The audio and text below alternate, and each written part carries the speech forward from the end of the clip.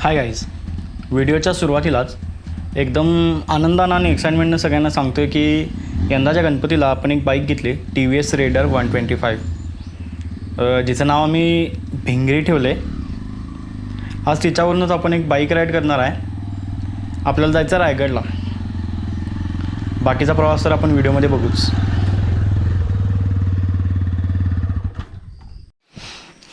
तर ही आपली भिंगरी आणि हे तिचं छोटंसं कॉकपिट. यामध्ये मी तुम्हाला हे दाखवतो आहे की सकाळचे ऑलमोस्ट 7 वाजलेत. आपण आत्ता बाहेर पडतो आहे आणि मी ट्रिप B0 केलं आहे, जेणेकरून आपल्याला टोटल किलोमीटर्स काउंट करता येतील. बाकी मग काय गाडीचा ॲव्हरेज, त्यानंतर अजून किती रेंज आहे ते दिसतं इथं. ते आपण जसं पुढं प्रवास कवर करू तसं मध्ये मध्ये सांगत जाऊया. फ्युएलच्या बाबतीत सांगायचं झालं तर गाडीचा टँक आहे 10 लिटरचा. त्यामध्ये मी आधीच एक 2 लिटर पेट्रोल शिल्लक ठेवलं होतं आणि निघाल्यावर गाडी मी फुल करून घेतली. किंमत सांगायची झाली तर मी ते सगळं शेवटी एकत्र सांगेनच की आपलं पेट्रोलला किती खर्च आला. या पूर्ण प्रवासादरम्यान मी रस्त्यावरचे सगळे साईनबोर्ड्स कवर करायचा प्रयत्न करीन, ज्यांना आपल्याला रस्त्याचा अंदाज येईल, प्रवासाचा अंदाज येईल.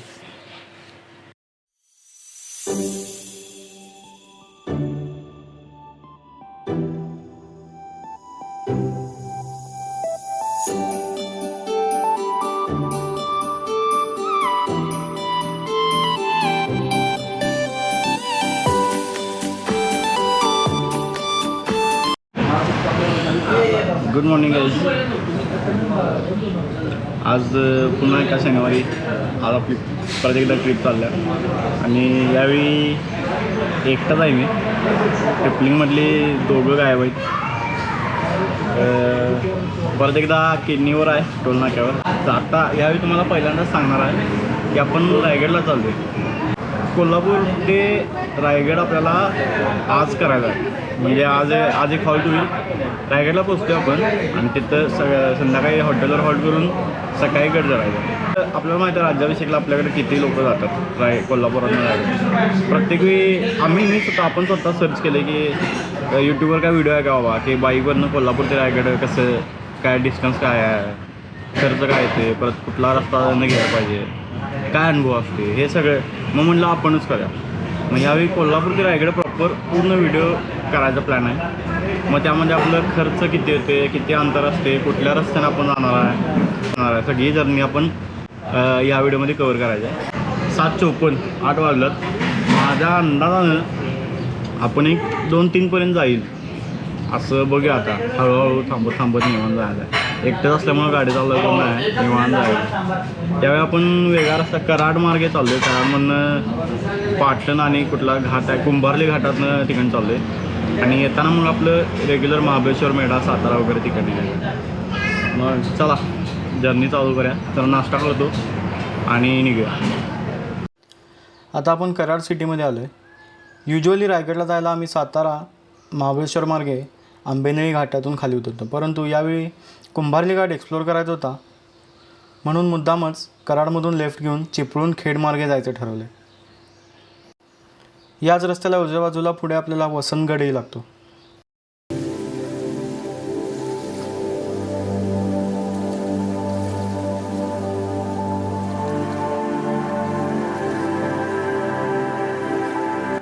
वसंतगड गावाच्या फाट्यालाच मी चहासाठी थांबलो होतो आणि या व्हिडिओमध्ये मी मॅपमध्ये हेच समजावून सांगायचा प्रयत्न करतो आहे की प्रवासात अजून 4 तास आणि कितीतरी मिनटं आणि 173 किलोमीटरचं अंतर शिल्लक आहे आणि आपला रस्ता कशा प्रकारे असणार आहे.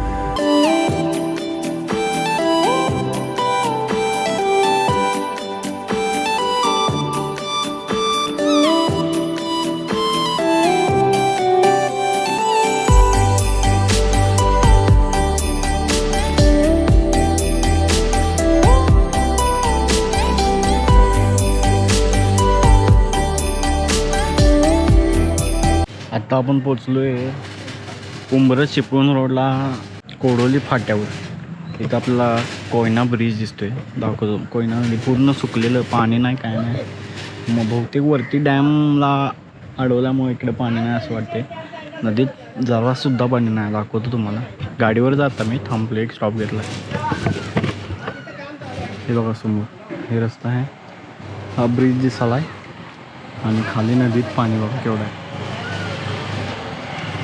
वरती डोंगरावर पवनचक्क्या दिसतात. एक पण फिरत नाही त्यातली. काय वारच नाही, काहीच नाही. त्यामुळे समोर आता एक छोटासा रोड आहे. म्हणजे रोड मोठा आहे परंतु एक गावात नसल्यामुळे छोटा आहे. इथनं पुढं 148 किलोमीटर शिल्लक आहे अजून डिस्टन्स. म्हणजे तरी एक 3.5-4 तास लागतात जायला. आपण थांबत जाणार त्यामुळं 5 तास झाला. म्हणजे एक दुपारी 4 तरी वाजतील आपल्याला. असं कसं आता जेवायला थांबणार आहे. एक ब्रेक घेतला छोटासा फक्त. आणि आपलं आता रनिंग झाले टोटल घेणे 128.5 किलोमीटर. इथं स्क्रीनवर दिसत असेल मला बाबा. दिसलं.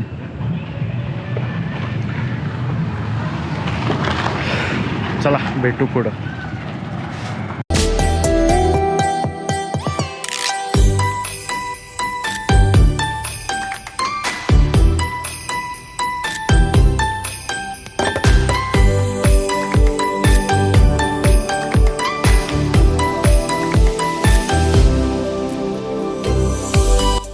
हा कुंभारली घाट, ज्याच्याबद्दल आपण व्हिडिओच्या सुरुवातीलाच बोललो होतो. रस्ता एकदम सुटसुटीत आहे आणि सुस्थितीत पण आहे आणि एन्जॉयबल आहे.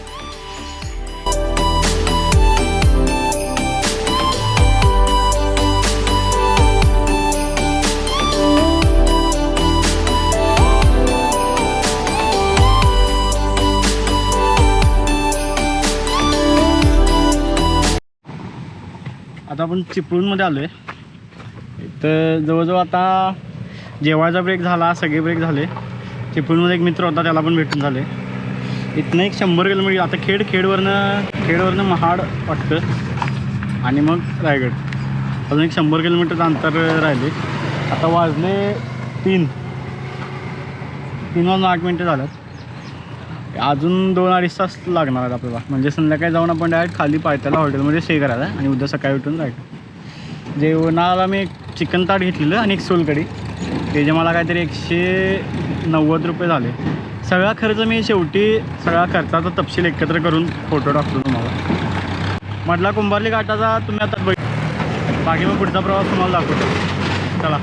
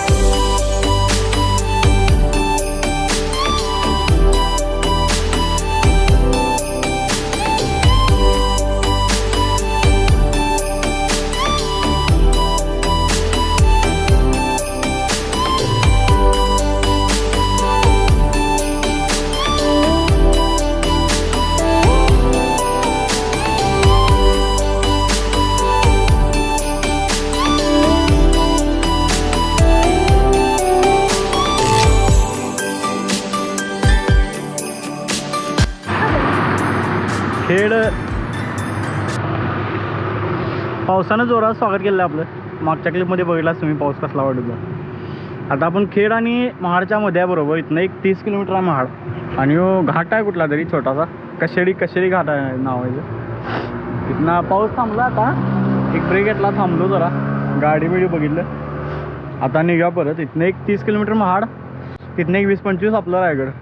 आता वाजल्यात बरोबर 4:30 आणि 1 तासभर लागू शकते आपल्याला.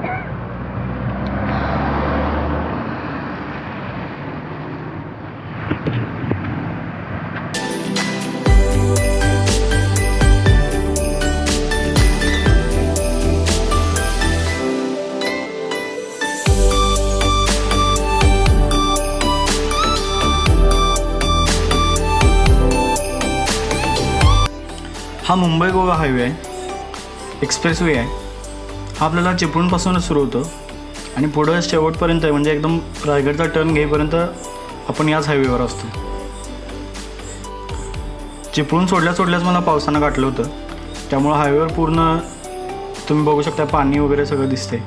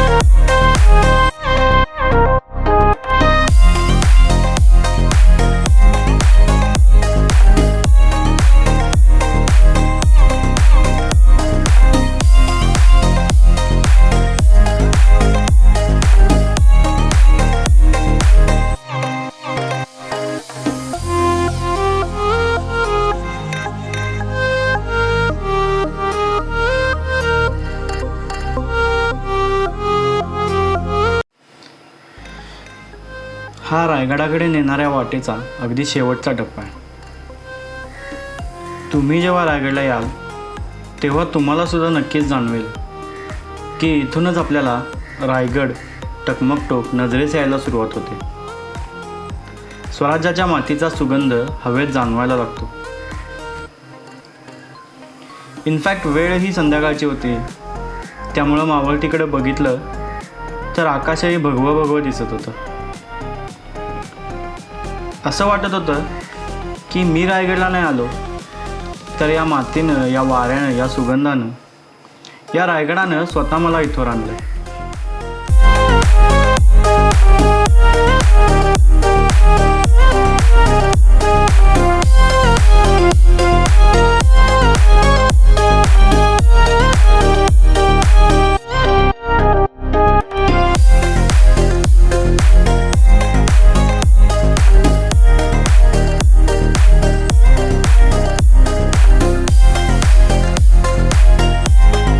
गुड मॉर्निंग मित्रांनो.